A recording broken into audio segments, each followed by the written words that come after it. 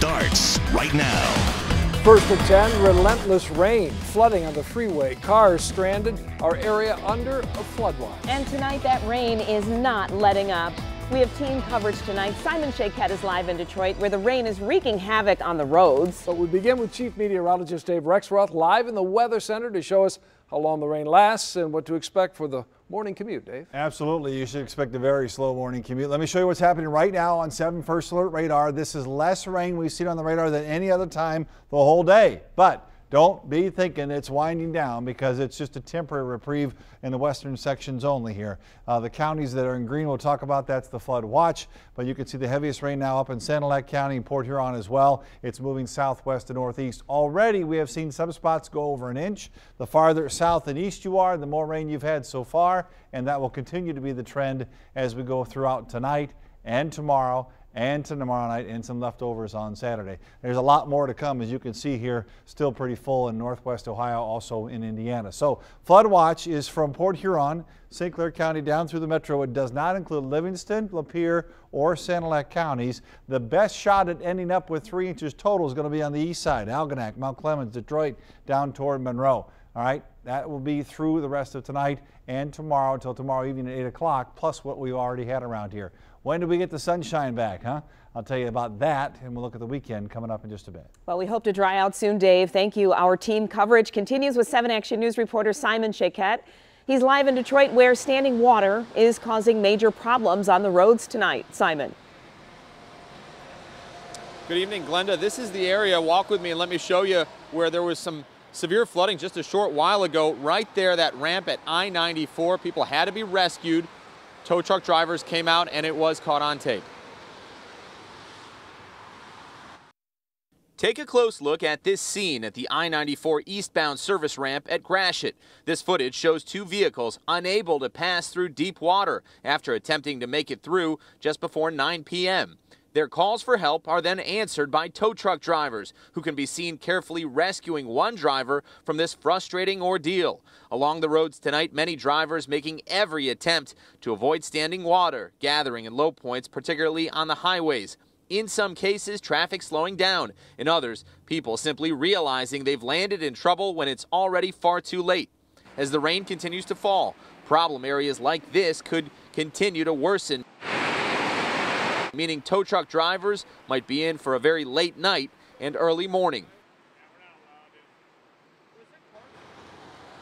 Earlier tonight at I-94 and Merriman State Police informing us one of their troopers was responding to a spin-out scene when his vehicle was struck. He was transported to the hospital, then later released. Thankfully, his injuries were not serious, but please exercise caution if you are out on the roads. We'll send it back to you now.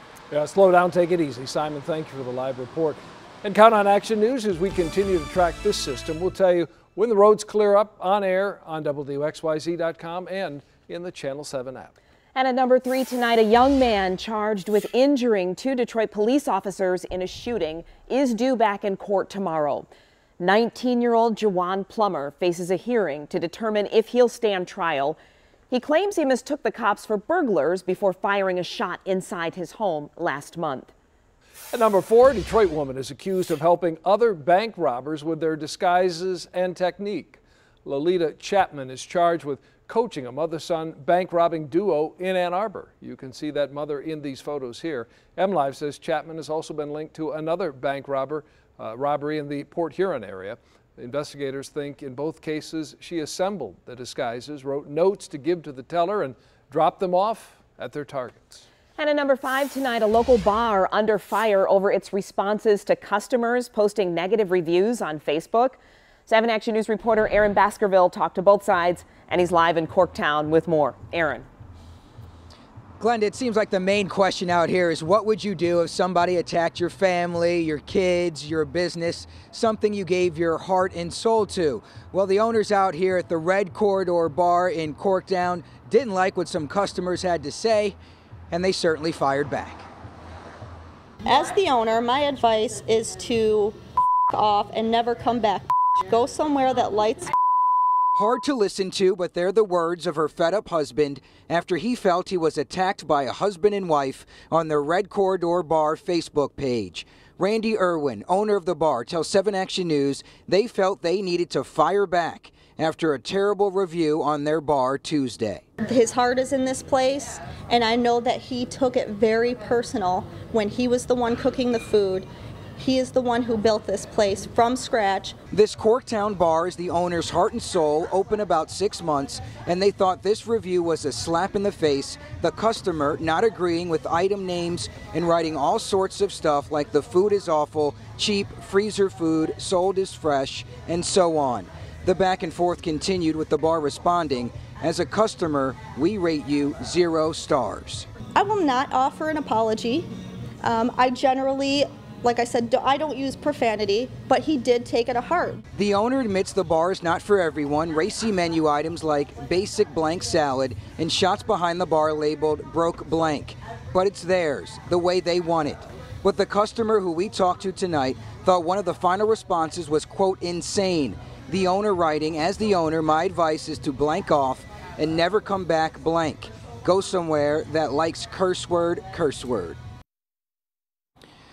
Once again, I had the chance to talk to the customer in question. He said in the beginning his initial review was just kind of lame, kind of tame, giving the bar 2 out of 5 stars. The owners here say if you do have a problem with their food or their bar, give them a chance. Tell them so they can fix it and make it right before you go on social media and blast them. Well, much more on this story coming up tonight at 11 o'clock. For now, we're live in Corktown. Aaron Baskerville, 7 Action News. Aaron, thanks. Quite the spicy back and forth.